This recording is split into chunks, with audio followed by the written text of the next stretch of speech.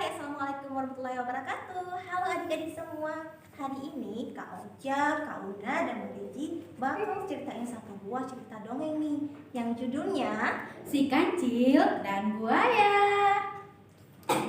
Nah, adik-adik semua pasti penasaran gimana ceritanya kan? Ini dia ceritanya. Di sebuah hutan belantara yang luas, tinggallah beraneka ragam satwa. Salah satunya adalah seekor kancil. Nah, kancil yang satu ini dikenal memiliki kecerdikan yang sangat luar biasa. Tak hanya cerdik saja, kancil pun dikenal sebagai satwa yang ramah akan sesama. Seperti pada suatu pagi, ia melihat seekor induk bebek yang tengah berenang. Kancil pun yang sedang berjalan menelusuri hutan menyapa bebek tersebut. Hai bebek, asik sekali kamu berenang. Iya, aku sedang merelaksasikan bulu-buluku di air yang dingin ini, kancil. Begitupun kepada satwa-satwa lain yang sepanjang jalan tak henti menyapa dan ia sapa. Ya, begitulah kancil dengan keramahannya selalu disegani banyak satwa di hutan itu. Tak hanya ramah, kancil yang terkenal akan kecerdikannya ini juga sering membantu satwa-satwa hutan dalam memecahkan masalah. Banyak satwa yang datang ke kancil jika mereka memiliki masalah. Kancil pun dengan senang hati membantu dan memecahkan masalah kawan-kawannya. Seperti suatu ketika, saat tengah berjalan menelusuri hutan, ia menemukan 3 ekor anak ayam yang terperangkap di dalam lubang yang cukup dalam bagi mereka. Tolong, tolong, selamatkan kami dari sini. Sepertinya aku mendengar ada suara yang meminta tolong. Kancil kemudian mencoba mencari sumber suara tersebut. Betapa terkejutnya Kancil melihat 3 ekor anak ayam yang terperangkap di dalam sebuah lubang. Kemudian Kancil pun segera menghampiri anak ayam itu dan turun ke lubang tersebut untuk membantu mereka yang terperangkap. Setelah masuk ke dalam, kemudian Kancil membungkukkan badannya dan meminta anak ayam itu untuk menaiki tubuhnya.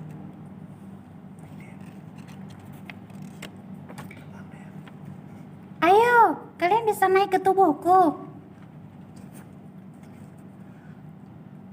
Jadi kalian bisa keluar dari sini dan bertemu induk kalian. Nah, setelah semua anak ayam berhasil naik ke tubuhnya, Kancil pun melompat keluar lubang dan berjalan menemui induk ayam yang tengah kebingungan mencari anak-anaknya. Ia pun melepaskan ketiga anak ayam tadi kepada induknya.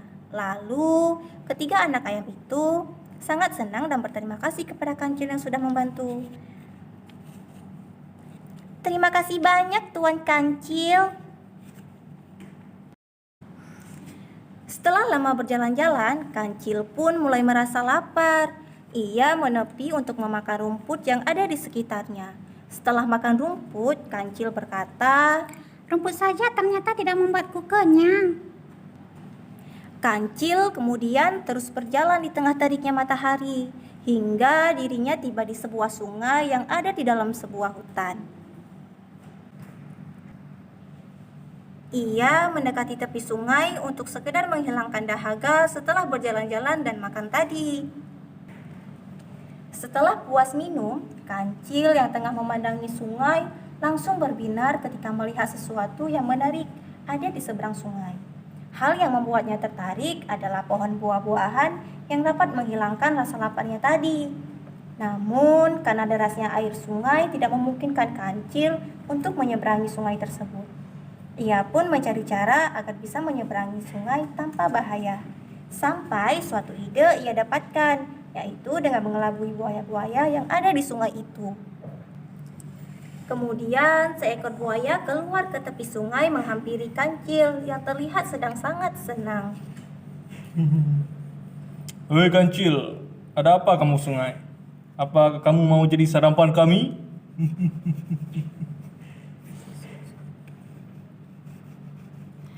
Aku mempunyai berita baik untuk kalian semua.